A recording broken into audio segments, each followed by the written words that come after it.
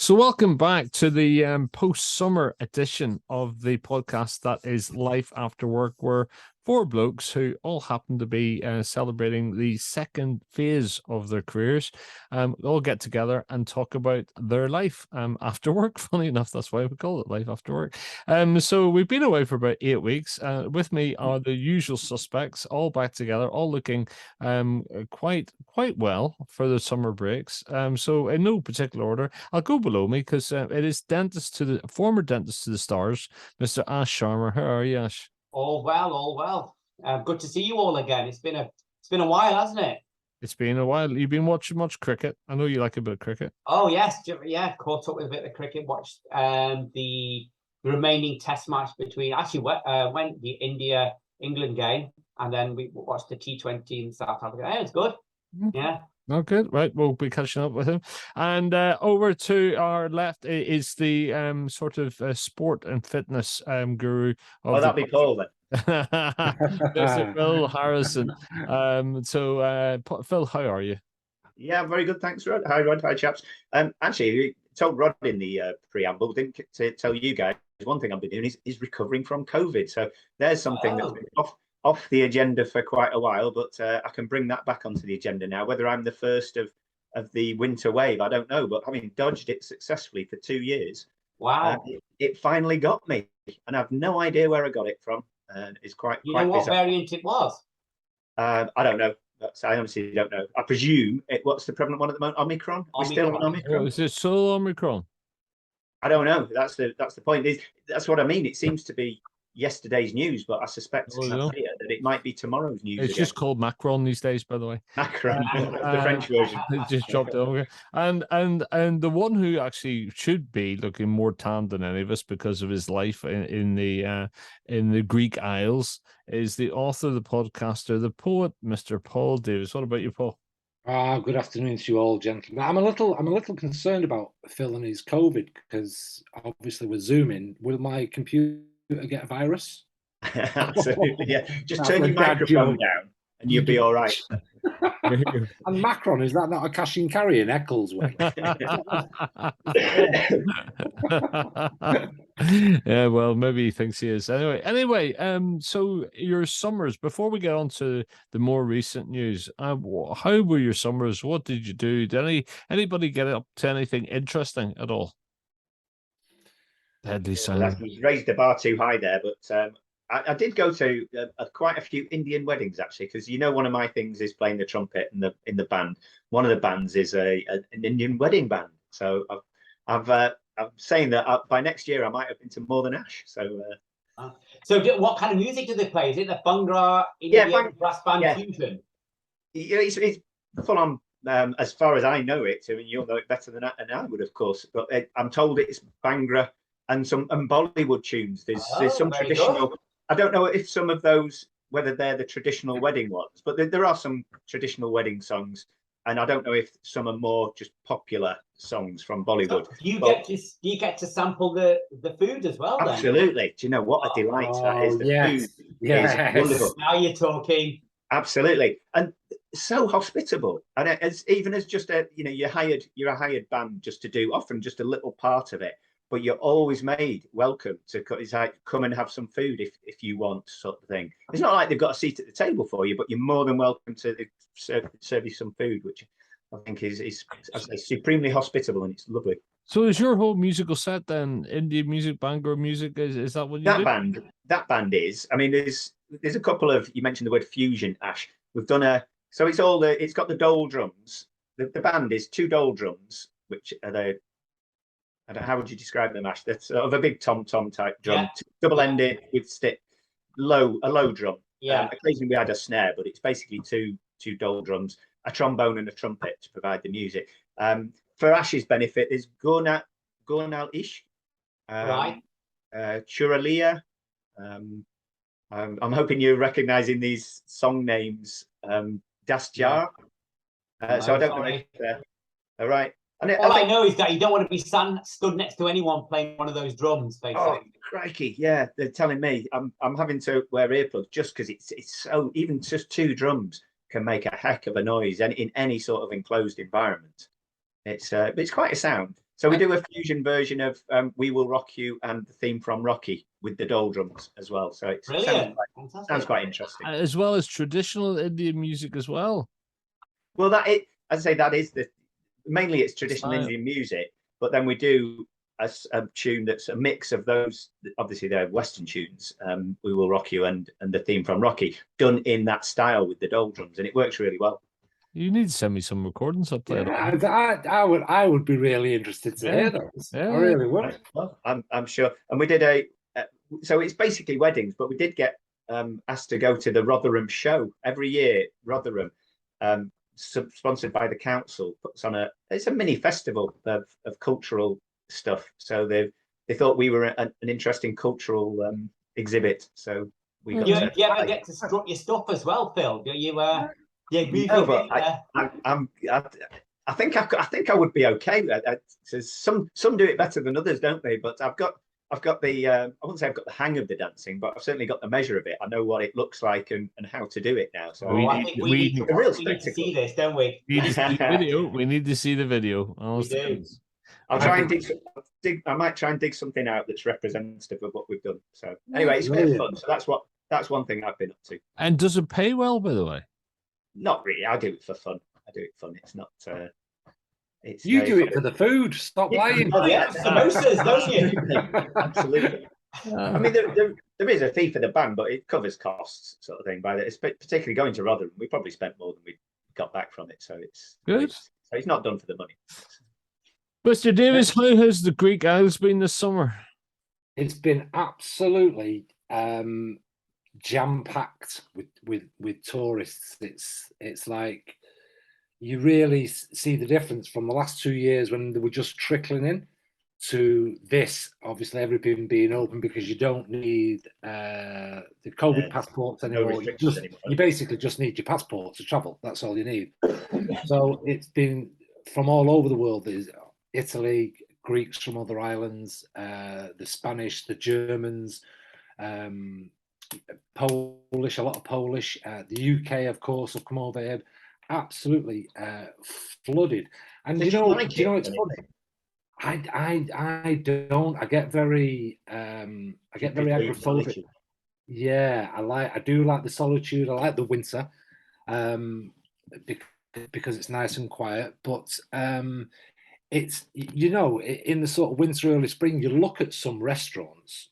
There's obviously there's loads of restaurants on the island, and you look at some in the back streets and you thought, how do you ever make money? And then you pass them in the summer, this being a typical summer, and they're absolutely jam-packed. Every restaurant is jam-packed with people. So yeah, you can it makes you appreciate more, I think, how much money they must have lost and how many livelihoods went under from, I hate to go back to COVID, but in the COVID years, because if they weren't getting that level of business, I don't know where you're going to go for it. Some are very shrewd. Some Greeks are very shrewd. They will make a lot of money in the summer, and instead of going out and blowing it or doing it, they'll keep a slush fund for winter and for the following year, just in case. I know a couple of restaurant owners, good friends of mine, that have done that, so they've been able to survive the sort of 2 years of the COVID. But yeah, it's been amazing. I've had family and friends over here, so we had 33 days on the trot of family and friends coming over, and it was manic. It's absolutely mad, and me and Jane were absolutely worn out at the end of it because we went on boat trips with all of them. So we were going on one boat trip one week, the same boat trip the next week, the same boat trip the next, you know, because they hadn't been on it. And we'll go with you. And we're like, oh my God, this bloody boat trip again. Because they all want to do the Mamma Mia experience and everything. So, and we're obviously going to beaches and we're driving around and blah, blah. So it was absolutely knackering. I think we almost slept for, well, we didn't really wake up. We sort of woke up and were like zombies, so we slept for a good 2 days to catch up. But yeah, there's lots going on here. There's been I bought a car, which is a great little Jeep. I bought a dog, called Charlie. He's cool. I didn't buy him. I adopted him from the dog's home. So he's a little mixed breed dog. He's the best dog in the world. He's really cool. Doesn't do anything in the house. Keeps me on my toes. Loves going out for walks. How old Great. is I the just got dog? to How old is the dog? He was 3 months when I got him. Oh, He's now 4 months. He's now 4 months old. 4 months old. All I need to do is obviously needs to step up his game and start learning how to fry an egg. So in the morning he can present the breakfast. You know, I've got a little butler suit for him and everything like that. Paul, when's he gonna start take dictation? That'd be very handy, wouldn't it? Do you know, I'm teaching him shorthand because he's only got little paws. So it's the adventures of, you're going to start writing kids' novels or books on the dog. Yeah, the adventures of it's had about 3 names till he got his forever name. One was Alfie, which I told you about, Rod. One was Bob. He had Brody, which was his name that he got at the dog's home. And then we decided on Charlie, and he responds. He didn't respond to the other ones, but he responds to Charlie. Charlie and the mad owner, or there's a book in there, definitely. Yeah, well, that's a little bit inappropriate calling him mad. You know, can't be doing that nowadays. Can't be doing that now, son. And other than that, the other news is obviously my novel George has got to audition casting stage. Well, actually, it's got to the second casting stage, and they're now speaking with executive producers. It's like, oh my god! So you cast it before you go to the producer to get the money. Is that how it works? Yeah. Well, it even goes one step to that. So you cast the minor parts first. So you get all those cast, the minor parts and what have you. You then go to an executive producer who has a bit of money behind them and will say, yeah, I can bounce this. You then pitch not an A-lister, but a well-known actor that will only have to say, I'm very interested in it. He won't say he's doing it or she's doing it. And with that, you can then go to the big studios and go, this is what we've got so far. This is who we've casted. And this is the actors that you'll know that are interested in it. And they'll go, either yay, we're willing to throw money at that and give it a go, and that's how it works. It's such wow. So are you allowed to say which studios are interested, Paul? Are you allowed to say?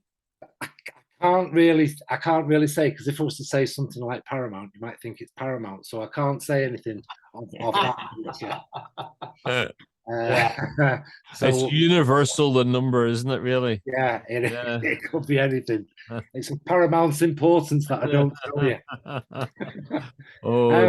And the other news, this is nothing to do with me, but this shocked me. This absolutely shocked me. Did you know Darius Dinesh died a few weeks ago? Yes. The guy who out of Pop Idol. Yeah. Did he? I knew he was ill, but I didn't know he died. He inhaled some chloroform or something that he was taking for. He broke his neck in an accident once, a car accident, and he was taking this stuff for the pain, and he OD'd in it. He's died 41. Darry, do you know, of all the people, and God bless the Queen, she's obviously passed away, but of all the people to die this year, and there's been a lot, he was the one that shocked me the most. I thought, I can't, I didn't buy his records or anything. He was just a bit of a legend in his own right, doing that Britney Spears thing, wasn't he, and all this business. 41 years of age, my God. It's he ridiculous. Died in America. Yeah, he did. I think I did hear this, but it still shocked me because I've got no memory. But yeah, I mean that's actually it is sad, isn't it? When somebody who's starting to find what they're good at, and he's so young, and that it is sad, like, isn't it? It is. I mean, the thing is, we could also tell you tomorrow, and you'd be equally as shocked, wouldn't you? Because you wouldn't remember us telling you today. So we'll keep that one going for a few podcasts. I'm a very cheap date when I was going to movies. Actually, you can send me the same one 3 times. That's see. Actually, coming on to this, I mean, how much news has there been going on the last 10 days that we don't know about?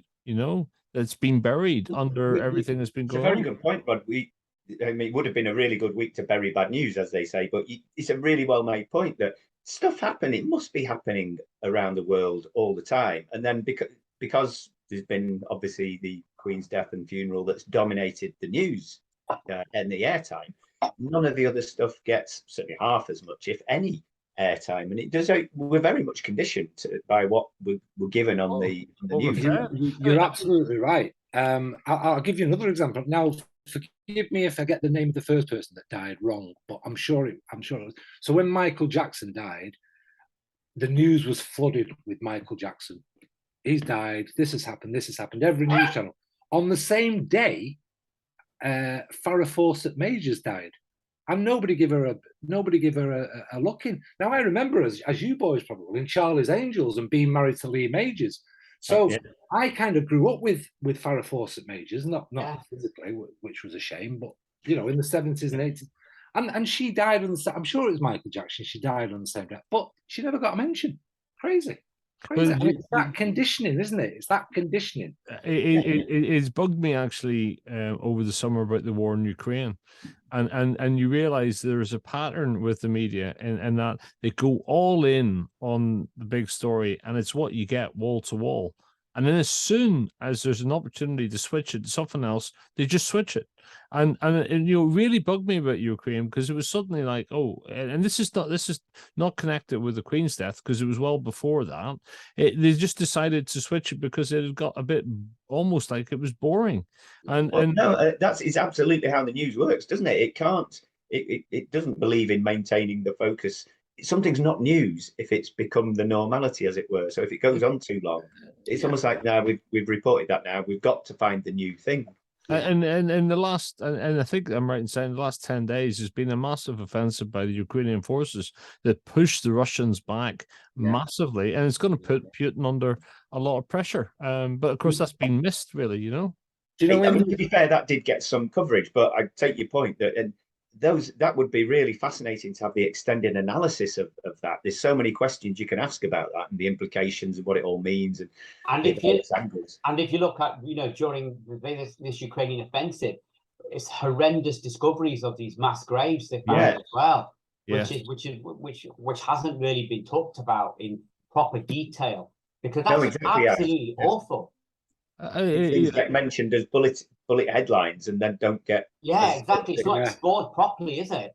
I thought what was a good thing in the Ukraine, and I don't know if you saw, I think it was on YouTube or somewhere, but these Russian soldiers, where the Ukraine have done this massive offensive, some Russian soldiers have been stuck in not in no man's land, but kind of trapped, waiting to get out. And obviously with the weather and stuff like that, they've been running out. So the Ukrainians have actually taken drones and dropped them food parcels. I mean, how humane is that? That's pretty good, really, to be fair. It has been it's been a war or conflict that's been fought on many different levels. You know, you've got the awfulness of pure war, if you like, but you've got the propaganda, you've got the social media, you've got a number of different other things going on, and you've got the international deliberations that are going on and trying to isolate Russia in as many different ways as possible. And we saw that at the Queen's funeral. You know, Russia wasn't invited, a number of other states weren't invited. They're sort of being frozen out, which really they should be, you know, but it was one of those things that I have actually felt really quite guilty in my own right of not constantly keeping up with what's going on in Ukraine, and then you realize you keep up with what you're fed, and you know that's ultimate. And the last 10 days have been very much illustrative of that. You do really, don't you? You don't. Unfortunately, we're in that position. Unless it was your job if you were a journalist. You don't go out actively seeking the updates on yesterday's news, do you? You don't do that. It's like you say, you listen to the radio, you listen to the TV, and it's what's on that people talk about. You know, you won't drop everything and go, oh, I wonder what happened to the news that happened 4 months ago. I wonder what the outcome was of that. There's not a lot of people would go and research what's happened. So it is sadly, it's forgotten. When it gets off the word page, it's quickly forgotten, isn't it?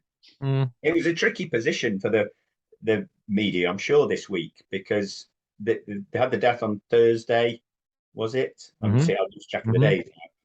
But whatever the period was through to the funeral, there'd clearly been a decision that this is the news now from this point to the funeral. And there was still stuff this morning, which I suppose is fair enough. It's now reflecting on the aftermath of it. But I did feel there was very much a Groundhog Day in between, where I'd get up to watch the news in between the death and the funeral. And it seemed to be there was this morning's live coverage from the queue, and asking people the same questions every day. So I became quite well versed in the answers.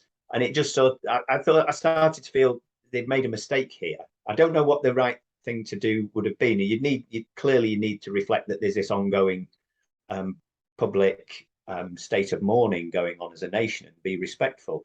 But I just thought the depth of that was too much, basically. And yeah. The thing that struck me was that there was actually about 4 different layers of story going on at the same time, because, you know, the thing that struck me was the first thing is the Queen's dead, long live the King, right? So you've got that need for continuity, and you know, there's that going on, and suddenly, you know, you've got that succession going on, and you've got that process, and so you're sort of thinking, you know, Prince Charles is grieving for his mother, but he's actually thrown straight into a new job, you know, and that brings a lot of change. Then you've got the fact that we've got a brand new prime minister who, you know, in her first couple of weeks in charge has been thrown into all sorts of stuff, has got all these world leaders, probably an opportunity for them to get to know her, because nobody does know her. And you know, you've got that going on, and it just seemed to be there was so many different layers of story going on absolutely. at the same time. I will add to what I was saying, though, that I thought the coverage of the event was superbly done. Yeah, it was. It managed to convey, I think, all the majesty of it, the ceremony, and just the logistics work all the time. I thought, following that procession, there was one particular bit they clearly thought it through meticulously, because the procession was a mile long, I think it said, from front to back. So they were having to constantly cover the bands at the front to the gun carriage with the Queen's body up the back. And where it went through the entrance to Horse Guards Parade, and it goes through a little arch, they had a camera. Obviously, it was remotely controlled, because it was facing backwards as the people were coming under it. And as the Queen's carriage came underneath it, it turned and it followed it. I thought, someone's really thought about this. Yeah, and on that as well, Phil, which I thought was quite. I did watch some of the funeral, and I don't know if this is a new thing, but to me it was a new thing. Right in the sort of the roof of Westminster Abbey, there was a camera that was pointing down onto the Queen's coffin. Now, I suspect that that's just been, well, I don't know if it's just been put there, but I thought, what a beautiful angle, because it got the full cross, it got all the people, and smack bang in the middle was the Queen's coffin. It was a great bit of photography and setup. It really was. Can you imagine how busy they were in police headquarters with goodness knows how many foreign leaders and dignitaries and whatever else? I mean, my God, it's quite. It probably, somebody said it was the largest gathering of world leaders in a long time. It was one of the biggest international events in a long time, I think. And then you get is it President Macron from the French president, who went on a walkabout in London, didn't he? He claimed he was going incognito, and he's like walking across London Bridge and everything. The police must have been going, "Oh my God, we've got a president on walkabout, and we've got all these other dignitaries here." Oh my God! I thought they got the tone right as they managed to cover it brilliantly well. I actually watched more of it than I thought I would. Did you see the guys? Did you see the comparison between, you know, when the King died?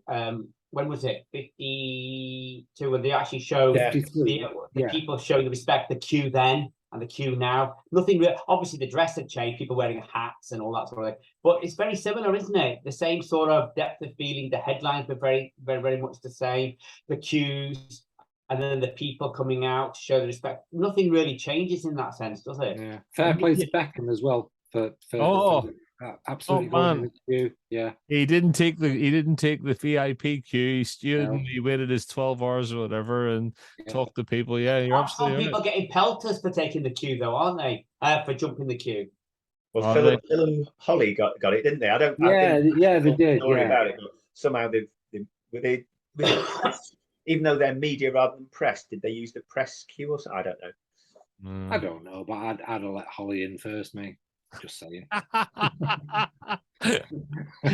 Funny, she wanted you to join her, but there you go. But I'm very busy, you see, making movies Yeah. and stuff. Oh, Can't be doing that. Yeah, You thought casting her, Paul. Yeah, she can be my secretary. Oh, Yeah, yes. I had some a cousin who I don't know if she went over specifically or just happened to be in London, but she queued. I remember queuing for the Queen Mother's lying state thing. I was working in London and I'd left the office and saw lots of people lining up on the edge of the embankment and thought I'd join them. And No idea what the queue was for. You just thought, yeah, no. British, Thought, I'll go for a queue. yeah, go for a crack, get myself a bottle of wine, just sit there and talk. And it was that you saw people walking into the hall and it went into that eerie, coldish silence and this big building and you just see the single coffin. And I do wish I had made the effort to go down. It's a weird thing. I think it's a weird thing, but anyway, there you go. So that was the crack over the summer, really. We'll probably come back to the here's a question, I guess, for you, because if you're Prince Charles, right, there's not many people are in that position where they're mourning their mother, they suddenly become king, and life moves on. And the thing that struck me about the whole thing is life does move on for them. The stiff upper lip thing it couldn't have been truer in this case, because he's being thrown into a brand new job, and he's mourning his mother. Can't be seen to do that too openly, because he's now the king, and that I actually think that takes a fair amount of I don't know. It's a very good point, that, Rob. I think that was something I was going to mention. Sorry, Paul. No, I was just I was going to say it's conditioning. I think it goes back to what you or Phil said or what Rod said about the coverage of it, and I think it is a very sad state of affairs that they are conditioned with this stiff upper lip and know their place within the family. That his mum died. Now on the same day they had coverage that the Queen is dead, and then they had Charles being whizzed off somewhere to go and sort of sign in as king, and this is what's going to happen. And I thought, I've no sort of feelings either way for King Charles, but you kind of feel sorry that his mum's just died and he's not got a minute to do anything. He's whizzed away. He's got to sign the book. He goes to the council or wherever he goes and gets his the Privy Council, wasn't it? The Privy Council, and gets his kingship, if you like. And you do think it's at the end of the day, and no, do you know what? I'm thinking it from, if I may, a commoner's eyes answer, because if it was my mum, I'd be saying, just hold off on the kingship.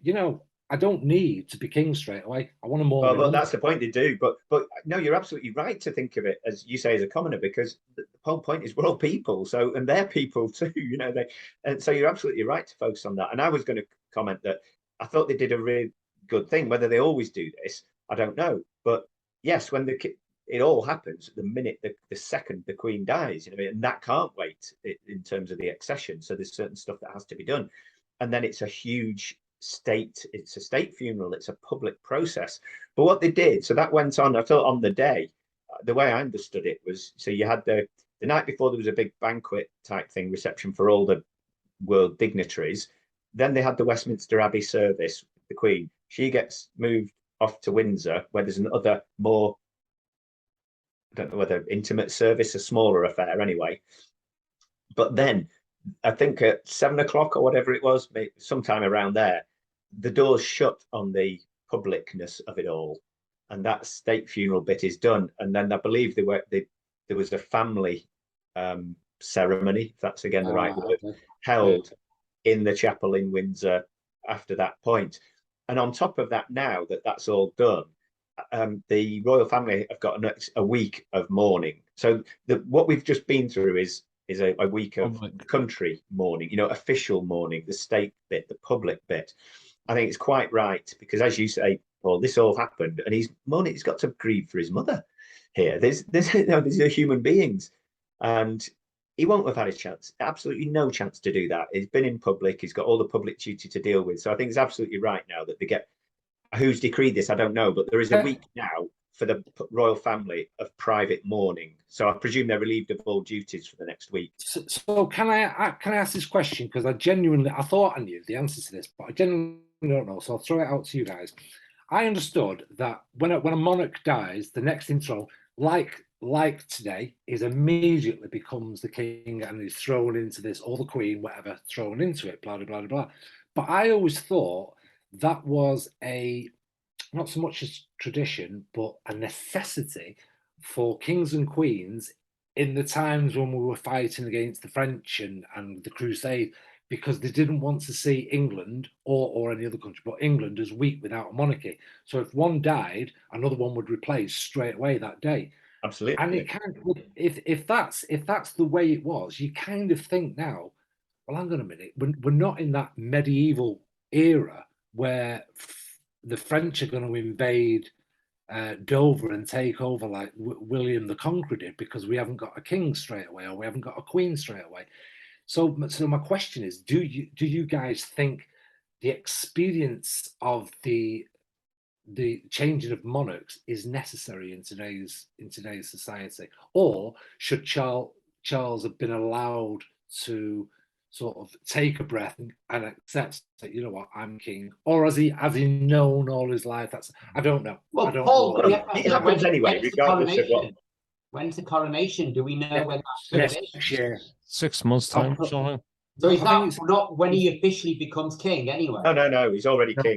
No, he's already king. So what's the coronation then? Just the crowning. My ignorance. The formal party. Yeah, just the formal crowning of him and giving the scepter and blessed and all that business. Right. But he's actually soon, the very second she died, he became king. And all the But responsibility. I don't know if this pomp and circumstances to say, or this tradition, or this way of doing it is because, okay, here's one for you. I mean, let's be honest. Charlie might live forever, but he's not going to do it. He's an old man, isn't he? He's in his late 70s now, is it? I think so. He's not going to last forever. Early 70s. Early 70s. So it's not going to be long before William steps up to the point. He's got a bit of a younger, modern family, hasn't he? So I don't know. I don't know if we should hold on to this. Let's get in a king really quick. Or well, I mean, it's a good point you make. He would become king immediately, whatever. That's how it works. It's the continuity thing. Yes, it doesn't matter practically as it did in the Middle Ages, where they needed to be shown to be a strong leader. He had functions in terms of government power and all the rest of it. So that's true. Maybe they should consider saying the minute the Queen dies, the next monarch or the royal family are allowed so turn it round and say the next week is about private mourning. He's king, but nothing. Yeah. You'd still have to have the funeral of. He's inevitably involved in the funeral of. Exactly. Yes. So it's not so much about him. So Edward, was it King Edward who abdicated because of his relationship with Simpson? Yes, Edward VIII. Did he? I don't think he got to a coronation stage, did he? No, he didn't. He was never. No, it was never. So it was within that period of time that King George took over. The Queen's father took over. Yeah, Edward never made it to coronation. He was king by natural right. He never made it to coronation. And then when he abdicated, that's when George, Elizabeth's dad, took over. Okay. Well, I've learned a bit of trivia that there were only two kings, not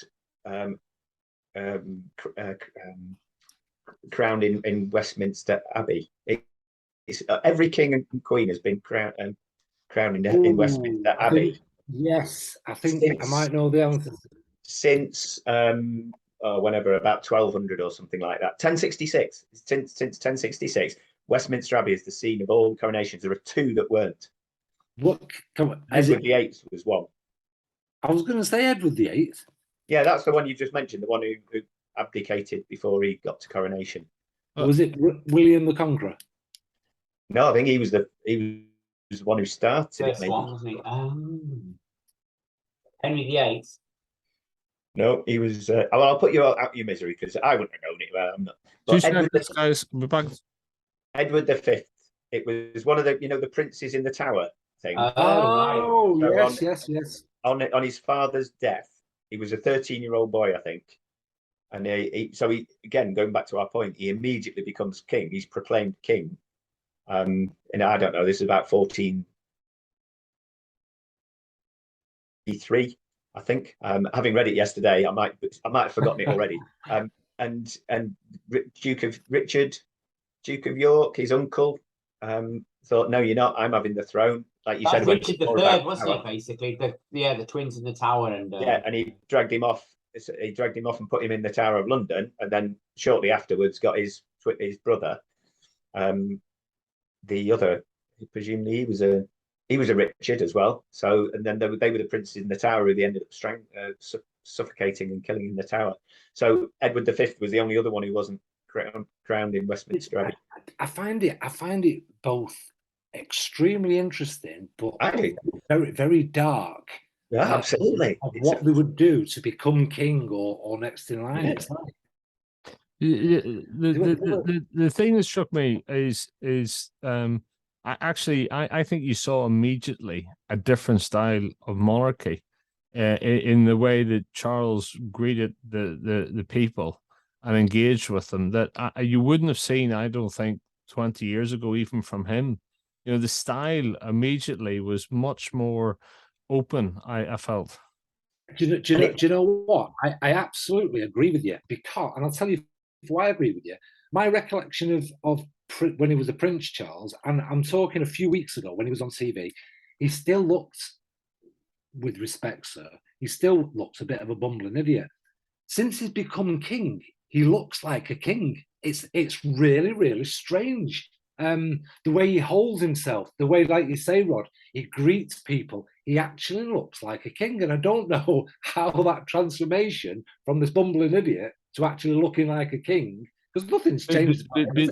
What struck me is that even the way, so there's definitely that, in terms of the way he's holding himself and the regalness, if you like.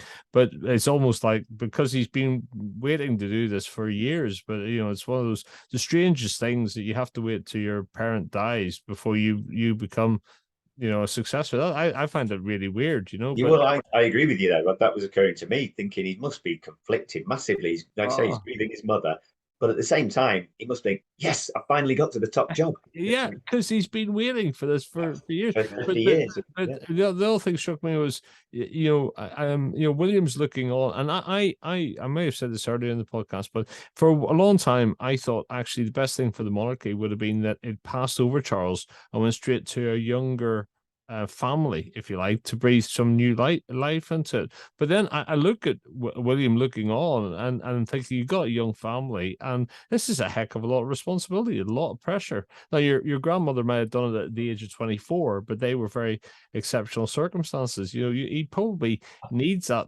time to get ready. So Charles is probably it's the right time for him. What are the rules of succession? Do you have to wait for the monarch to die before they can abdicate? Abdicate, right? So she could have done that, couldn't she? I guess. Yeah, you can basically step down, can't you? But I think her view, I've heard other people say that she said that her oath that she took when she got coronated was that she would do it until death, if you like. So that it's just almost a, I don't know how you put it, but it's an absolute, and they take on that duty. It's not something you can abdicate. It's foisted on you. That's it. End of story. And I guess maybe also because of the way it moved to her side of the family and her father, you know, it wouldn't have looked good.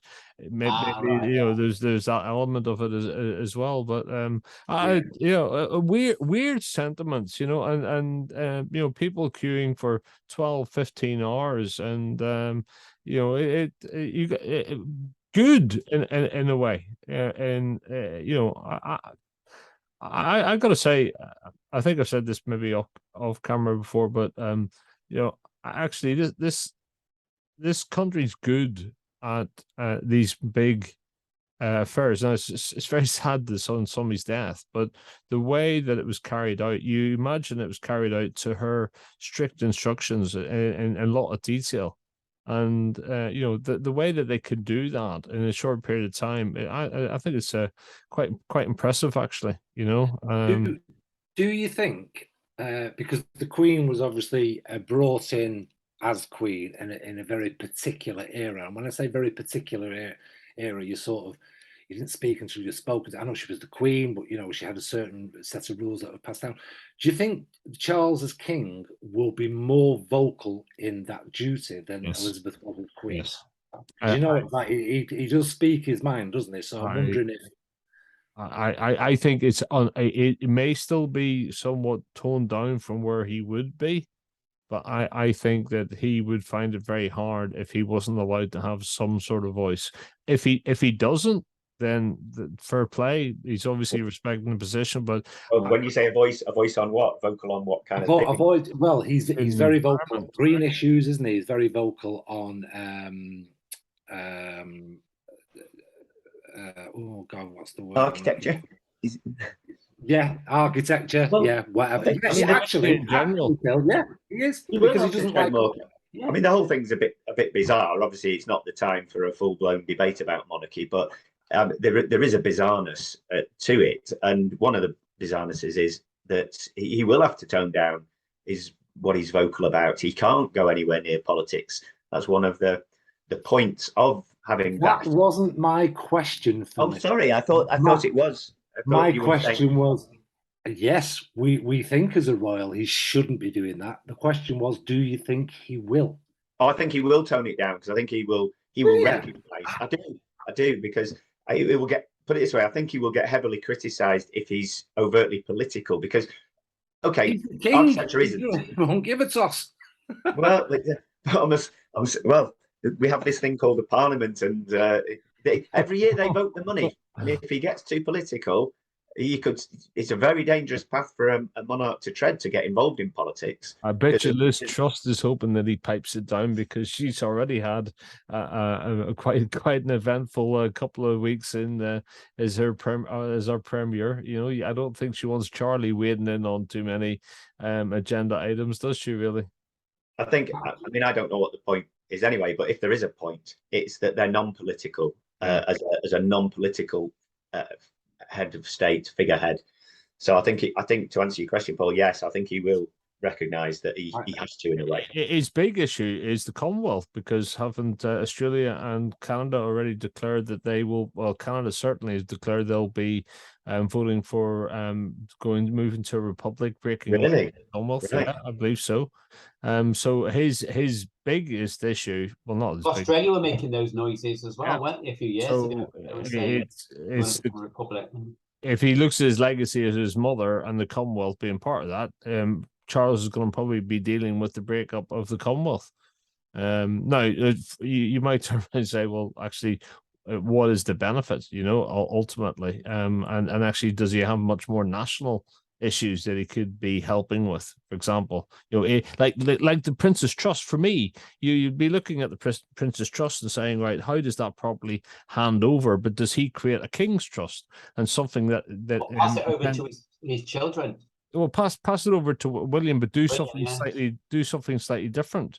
You know, create something that sponsors and encourages entrepreneurialism, good deeds, you know, creativity, etc., but in the King's name, you know. It's an interesting time. You got those debates, haven't you, about all the things that were, well, you had it with Prince Philip as well, the Duke of Edinburgh. That was his thing. Yeah. It's whether one of the next generation royals wants to have it as their thing. but sometimes they want to go and create their own new thing, like Harry has done with Invictus. It's non-working royal now, of course. So I don't know William seems closer to the things that Diana was at a very much so, doesn't he? He seems to be more into those types of. So they each forge their own things, but it's an interesting time to see which passions of the monarch and which of these schemes, Prince's Trust, Duke of Edinburgh scheme, which get pushed forward and carried on down the line. No, Tommy, just to slightly move off now. If you're Boris Johnson, right, you must be sitting thinking, goodness, if it only waited 6 weeks to get rid of me, I could have been prime minister. I would have been welcoming all these heads of state. I would have been center of everything. And Liz Truss gets it. And to be honest, for me, she's looked almost like a rabbit in the headlights. You know, it's almost like, my God, that's quite an experience to have in your first month. To be honest with you, she's virtually been anonymous, really. I mean, I don't. I mean, the first thing they went on about the banal thing about she held his hand a little bit too long when he was grieving. I mean, how long's too long and what's too short? I don't understand. But she's been not there. It's just, as we all said, the news has just overtaken her, hasn't it? Really. Although, to be fair, the focus should not be on her. I mean, this has been the week that it's meant not to be. So now we'll probably see in the coming week that the focus shifts back onto what we'd call a more normal agenda. And of course, with a mini budget coming up at the end of this week as well. Yeah, so it's all going to start happening back on the political front. We've got the energy crisis coming on. We've got people not being able to pay their bills, eat or eat. We'll soon get back to politics. Yeah. Did just very, very quickly then on that, and I don't want to go on about the monarchy, but did Liz Truss actually go in front of the Queen? Yes, she did. She went to Balmoral. It's one of the last acts, wasn't it? Yeah, 2 days before she died, I think. Yeah, okay. She flew up to Balmoral and did all of that. Yeah. So yeah, she's the last. I don't know how many prime ministers did the Queen greet. 15. Oh, wow. Quite a few. Yeah, I think you're right, Phil. 14, 15. That's quite a lot of people, isn't it? That's quite, the secrets that you could tell there, You'd love to know who was her favourite, and Churchill. She was quite open about Churchill, it. Yeah, Churchill was a favourite prime minister. Because he advised her a lot as well, didn't he? That was she was his first. Yeah, exactly. He was her first. Sorry. Yeah. My God. And then you would turn around and say, who could she not stand? Lionel Blair. Not Lionel, the other guy. Tony Blair. Tony.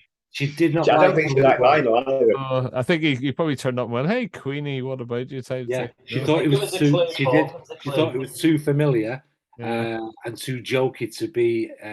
What were her words? I found him too familiar. Some other posh word, but too familiar and to be addressing the head of the monarchy, and that's what she said. Right. I'll tell you what, maybe she should have actually been responsible for doing the job interviews before they got to it would have saved us all a bit of grief, maybe, But especially at the Boris Johnson one.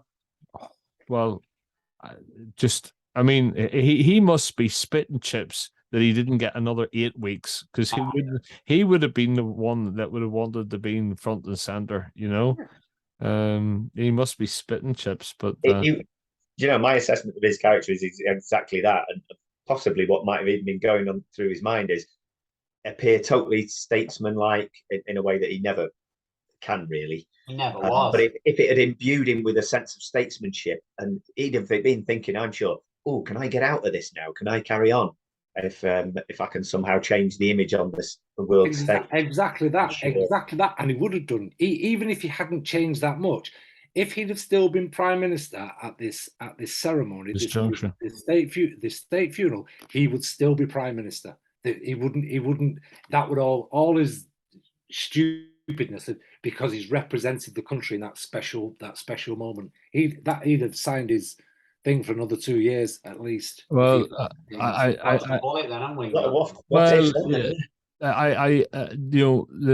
biggest thing for me, not the most significant. One of the significant things I watched on TV, and sorry, I may have said this already on camera, but when I was watching the Privy Council, I was looking at the constitution of the people there, first of all, because this is the side of our whole governmental way of life that we don't see. You know, who's in the Privy Council, what's their job, etc. But right at the front, at the very front of that group, of which I think there were 400 or 500 people there, some people were bishops and different members of society. But on one side, you had the former Labour PM, so Tony Blair was there, and who else was there? Gordon Brown was there, and Keir Starmer was there on one side, right at the very front. And on the other side, you had Cameron and May in deep conversation, and standing on as Jack Jones was Boris, right? Cameron and May very purposefully had angled themselves. They weren't engaging in conversation with him. And the one person out of that group that bothered to talk to Boris was Gordon Brown, God bless his soul, type thing, right? And he took one for the team, and he thought, I better say hello to him, type thing. And he chatted, and I thought to myself, Boris, your problem in government was you acted far too much on your own. You weren't a team player. You didn't bring the team with you, and there you are amongst your peers. And actually, your own Tory former leaders can't be bothered with you. Clearly, they didn't bring you into their little pack, and and it took one of the former Labour leaders to engage with you. And I thought that was so telling out of the whole thing. I thought that's it. That was his problem. Yeah. He was on as Jack Jones. He didn't build teams. So anyway, he had a mayor mentality, didn't he? That he took into the prime ministership, and you can't be a mayor and a prime minister. I actually think it was a presidential. He almost acted, he liked the figure, but he didn't have the knowledge to execute the position, if you know what I mean. Correct. So, but anyway, that was telling. Well, look, we're going to wrap it up for another day. We may have been away for a week, so there's lots of stuff we could have covered. But there was some obvious stuff as well. I don't know if we'll be back. Maybe we will, hopefully. But nice to see you all. It's nice to see we can pick up with 2 months off with the same enthusiasm and interest as usual. All right. So this has been the podcast Life After Work. We might be back. We may not be. We'll see you soon. Bye-bye. Take care. See you now. Bye, y'all.